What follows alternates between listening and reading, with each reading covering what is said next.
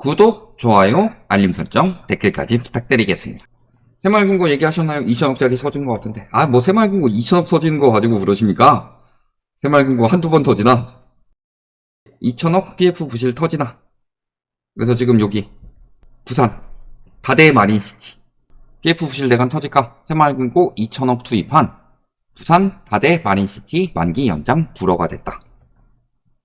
부산 4구에 다대 마린시티 사업에 빨간불이 켜졌다. 여기에 미니 신도시급 해양 복타운? 복합타운이겠죠? 타운을 건설하는 프로젝트인데 여기 중앙회를 비롯한 90곳의 지역 단위 새마을금고가 총 2천억을 시행사에 빌려줬다. 브릿지론 3,700억 중 새마을금고가 1순위로 2천억 지원했고 여기 뭐 하나, 교보증권, BNK, 제2건설 이런 데서 대출을 해줬고 근데 지금 대주단이 시행사 원리금 상환 지연이 지속되어 사업 진행이 어렵다고 판단되고 만기 연장을 불허했다. 이렇게 문제가 된 거죠. 그러니까 불허를 했다는 건 무슨 소리예요? 그러면 요것은 그대로 손실. 그래서 1,500억 가량의 충당금을 또 쌓아야 되고. 근데 문제는요.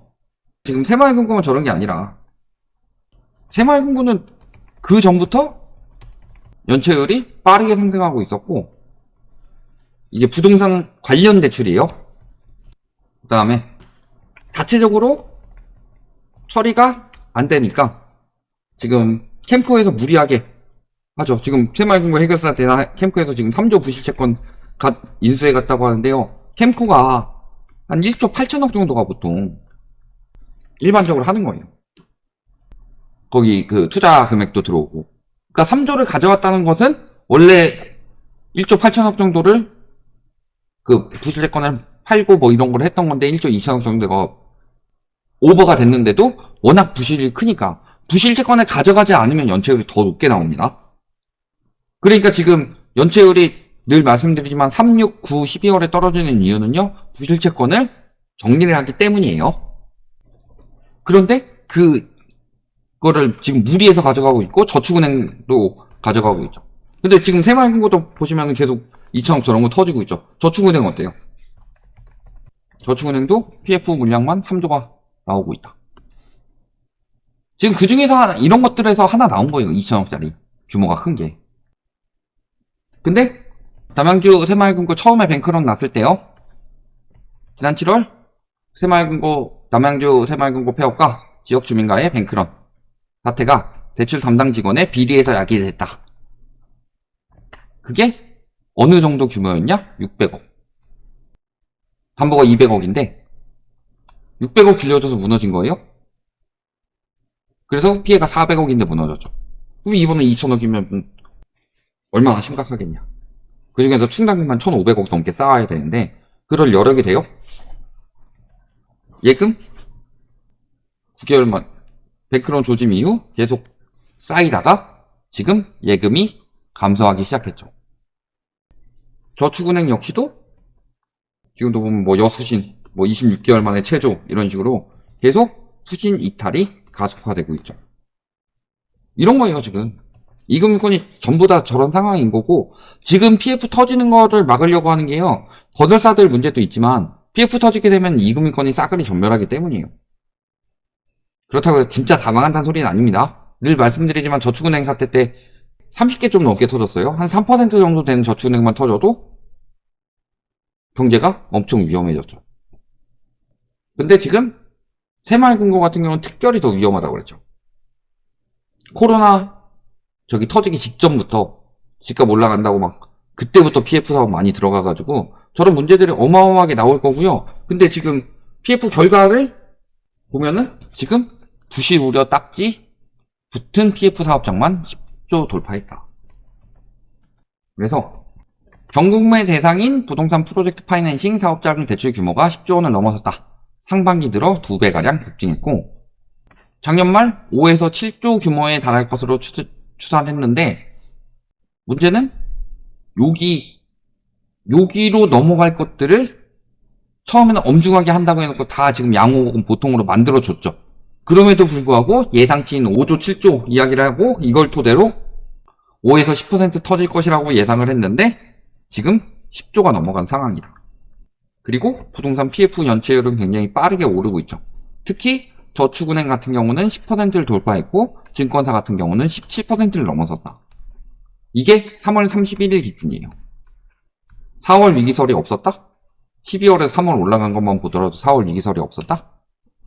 4월 위기였던 거 총선 때문에 이런 것들 보이지 않게 숨기느라고 사람들이 더 해이하게 만들었을 뿐이지.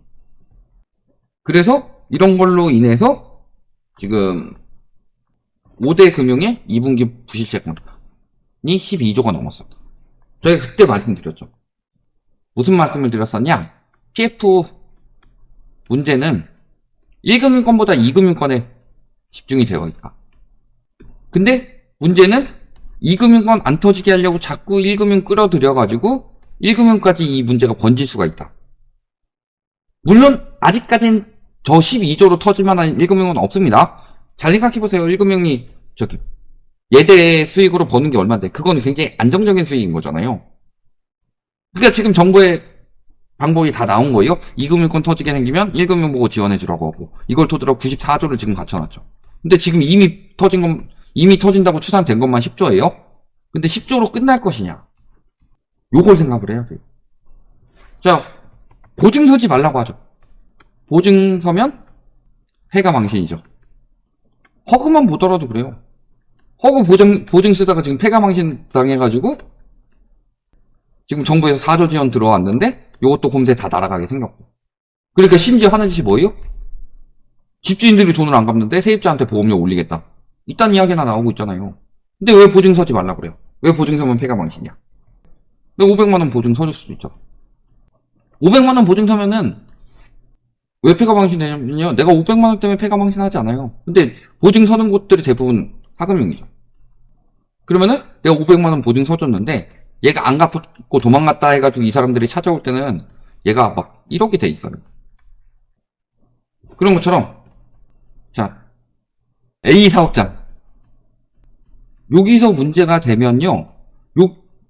이런 것들만 10조 정도 되면은 문제 없던 B 사업장, C 사업장 이런 것들로도 당연히 문제가 퍼질 수밖에 없습니다. 그러니까 지금 시작한 게 경매가 10조예요? 여기 문제 생기면은 어떻게 되겠냐? 중국도 보면 어때요? 2019년에 헝다 이야기 나왔었죠.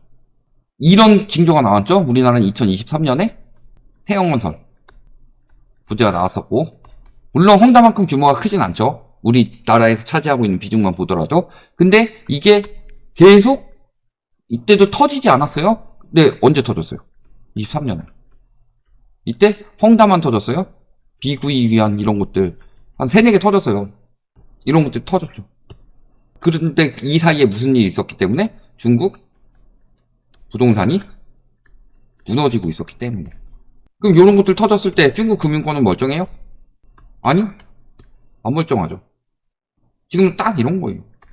늘 말씀드리지만 그래서 2금융권까지 번지는 것을 막기 위해서 1금융권 하니까 1금융권도 지금 타격을 같이 입고 있는 거예요. 그런데 지금이야 정부에서 여러 가지 막 보증서고 막 이런 거가 지금 94조나 보증서인데요. 그게 문제인 건데 그만큼 보증을 선다는 것 자체가 터지기 일보 직전이라는 소리죠. 그래서 지금 정부가 예상한 것보다 지금 여러 가지가 2배 이런 이야기들이 나오고 있어요. 계속 2배 이런 이야기들이 나오고 있는데 그럼 어떻게 될까요? 실제 왜 정부가 똑바로 발표를 안 하겠냐? 금융당국에서 힘은 UF는 빠르게 대응하겠다라고 하면서 여러 가지 사태에 대해서 이야기해 주는데 우리가 정부에서 이번에 PF 이야기한 것은 왜 자꾸 언론을 통해서 접하냐? 보도자료가 안 나오고 이런 걸 생각을 해보시면 답이 보이죠? 지금 이금융권 터지려고 막았는데 생각보다 크게 터지고 있다. 지금 저기 2천억은 시작일 뿐이다. 저런 데가 사업 안 되면 다른 데도 당연히 심리가 죽을 수밖에 없죠. 그러면 어떻게 되겠냐? 이런 건 답이 다 나온다고 봅니다. 여기까지 말씀드릴게요.